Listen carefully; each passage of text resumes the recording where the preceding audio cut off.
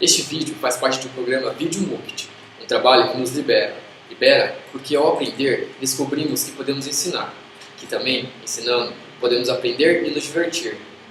Aproveitem então!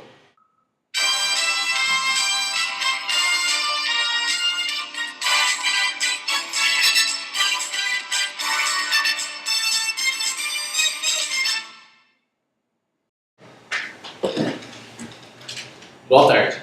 Hoje iremos conversar sobre operações e atividades insalubres. Atividades ou operações insalubres são aquelas que expõem os empregados a agentes nocivos à saúde.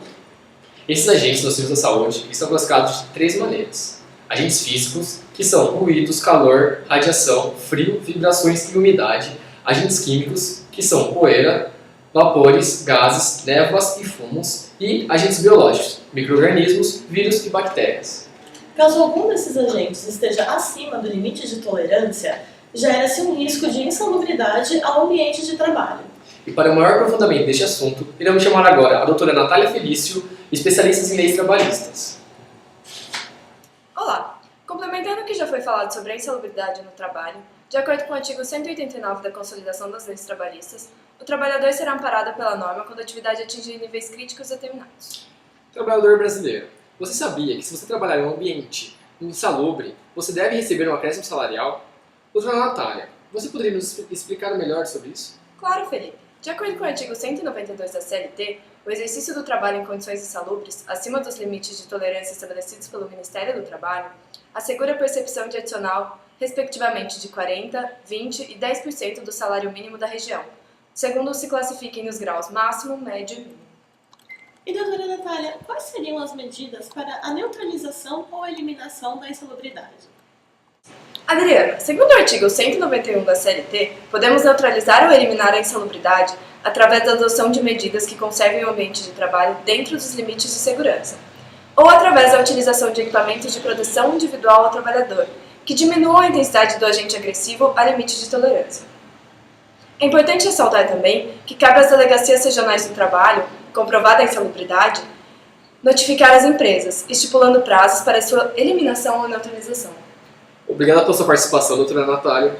Agora, prosseguindo com o nosso tema, iremos apresentar um estudo de caso, através da reportagem de Alessandra Reganati.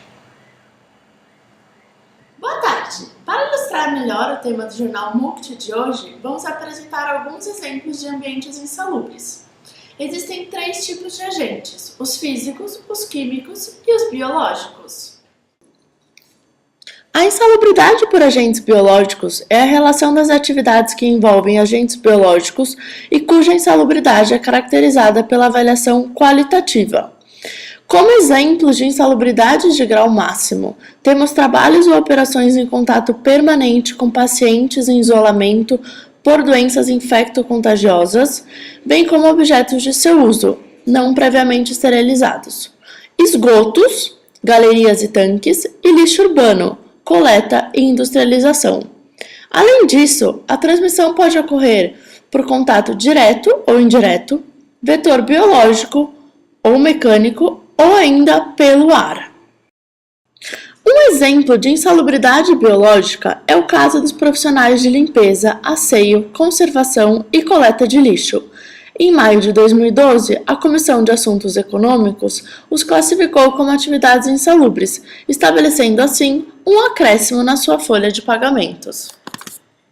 A insalubridade por agentes físicos é relacionada às formas de energia que possam estar expostas aos trabalhadores. Assim, são os riscos gerados pelos agentes que têm capacidade de modificar as características físicas do meio ambiente. Os riscos físicos se caracterizam por exigirem um meio de transmissão para propagarem a sua nocividade, agirem mesmo sobre pessoas que não têm contato direto com a fonte do risco e por, em geral, ocasionarem lesões crônicas. Como exemplo, temos uma fábrica de blocos e pisos de concreto, onde podemos observar a existência de ruídos. Estes podem ser classificados como ruídos contínuos ou de impacto. Os níveis de ruído devem ser medidos em decibéis com instrumento de nível de precisão sonora e as leituras devem ser feitas próximas ao ouvido do trabalhador. Para ruídos contínuos, não é permitida a exposição a níveis de ruído acima de 115 decibéis, para indivíduos que não estejam adequadamente protegidos. Já para os ruídos de impacto, o limite de tolerância é de 130 decibéis. Agente químico é o perigo ao qual o indivíduo está exposto ao manipular produtos químicos que podem lhe causar danos físicos ou prejudicar-lhe a saúde. Os riscos químicos presentes em locais de trabalho são encontrados na forma sólida, líquida ou gasosa. A norma define os limites máximos aos quais os trabalhadores podem estar expostos para os diferentes elementos químicos. No caso do chumbo, metal presente em inúmeras atividades industriais em grande parte dos produtos consumidos, desde cigarros, carros ou PVC, os trabalhadores que diariamente estão em contato com este metal sofrem de sintomas como anemia e cólica.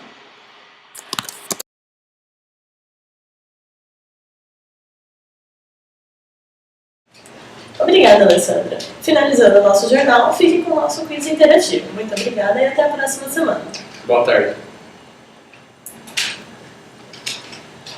Estamos aqui com duas voluntárias da plateia para fazer o nosso Multi Quiz. Vocês estão prontas? Sim! Ok. Primeira pergunta: o que são atividades insalubres? Alternativa A: são atividades que expõem os empregados a agentes nocivos à saúde. E alternativa B: são atividades que não podem ser realizadas em alto mar. Muito bem, alternativa A, as duas acertadas. Segunda pergunta: como os agentes nocivos à saúde são definidos? Alternativa A: são definidos de acordo com o índice de mortalidade na empresa. Alternativa B: são fixados em razão da natureza e da intensidade do agente e do tempo de exposição aos seus efeitos. Não, a alternativa correta é a B. A Alessandra acertou, Natasha errou.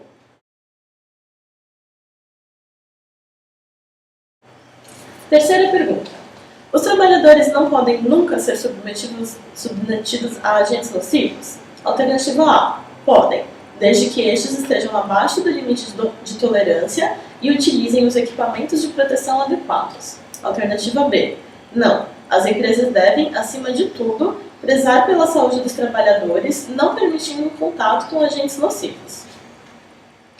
Errado. A alternativa correta é A. Podem, desde que sejam dentro dos limites. Quarta pergunta: os agentes ambientais são classificados em A: físicos, químicos e biológicos, ou B: matemáticos, estatísticos e secretos. Muito bem, as duas acertaram a alternativa A. E a última questão: o que significa MUCT? Alternativa A: MUCT é o órgão que regulamenta as atividades insalubres. Ou alternativa B: é um trabalho que nos libera. Libera porque aprendendo descobrimos que podemos ensinar. E porque ensinando podemos aprender a nos divertir. Muito bem. Parabéns, Alessandra, você acertou. E o seu prêmio é o conhecimento. Muito obrigada por terem participado e boa tarde.